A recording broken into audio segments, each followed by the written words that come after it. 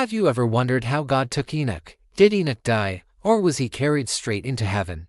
In this video, we will explore the biblical account of Enoch's translation, the meaning of Genesis 5:24, Hebrews 11:5, and what lessons we can learn today. Stay with me. How God took Enoch, the story and meaning. Who is Enoch? First, who is Enoch? Enoch is the seventh generation from Adam via Seth. Genesis 5. He is known as one who walked with God. Genesis 5:22-24 says, Enoch walked with God, then he was no more. Because God took him, many interpret that Enoch was spared the experience of death and was translated by God into heaven. Hebrews 11:5 confirms. By faith Enoch was taken up, so that he should not see death, and he was not found, because God had taken him. So Enoch is one of only two people in Scripture, the other being Elijah, who are described as being taken by God rather than dying. The phrase God took him is sometimes called the translation of Enoch, or Enoch's translation. How should we understand God took him, and he was not? The original Hebrew uses a phrase meaning he was no more, often interpreted as he disappeared, because God took him.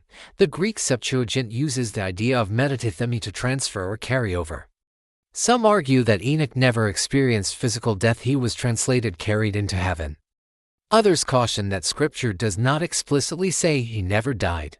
What we know is that he was not found, because God took him. Hebrews says he should not see death. That is sometimes understood as he would not experience the ultimate, final death, or spiritual death, rather than the first earthly death. Thus, should not see death may be symbolic or future-oriented.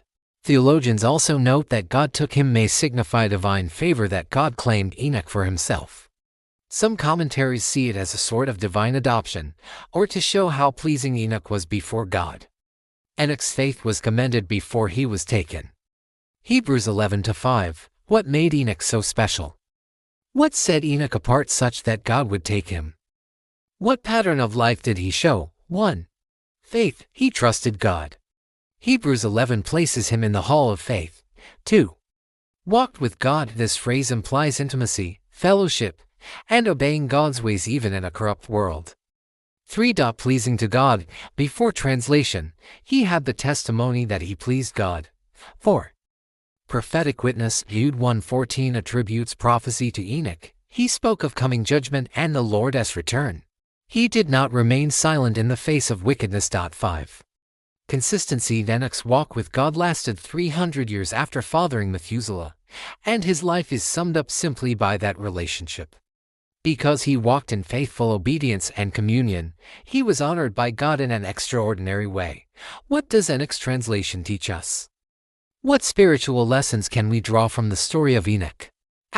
Living by faith matters more than the length of life. Enoch's life is short on detailed events, but the quality of his walk stands out. Intimacy with God is the goal. To walk with God is not just a ritual, but an ongoing relationship and obedience. God rewards the faithful. Not always with grand miracles, but sometimes the Enoch's translation is a divine reward. We should live as pilgrims. Just as Enoch was not rooted to earthly things but was walking toward eternity, we too should have our eyes on God's promise. Judgment is real. Enoch prophesied judgment to his generation. Even in mercy, God is just. Also, Enoch's translation acts as a type or foreshadowing of how believers hope to be caught up with Christ. 1 Thessalonians 4:17, a metaphor for being taken or ransomed. The concept of being taken by God resonates deeply in Christian eschatology. Addressing objections and alternative views. Some objections and alternative interpretations deserve mention. Some content. Enoch did die, but that his translation language is metaphorical or spiritual. Others argue the phrase should not see death is about not seeing final condemnation, not about physical death.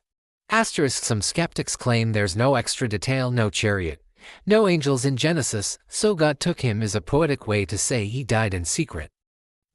Jewish and Christian traditions like in the Book of Enoch expand the account, but such extra-biblical writings must be used cautiously, not treated as canonical proof.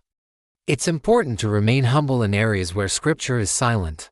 We know the core Enoch walked with God, had divine favor, and was taken. Beyond that, differing interpretations exist. Conclusion so.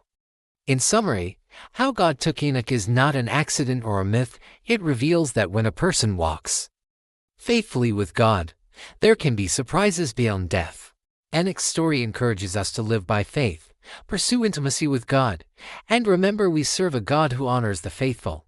If you found this inspiring, please like this video, subscribe for more Bible stories, and share in the comments what part of Enoch's life challenges you most. I'd love to read your thoughts. May your walk with God deepen daily.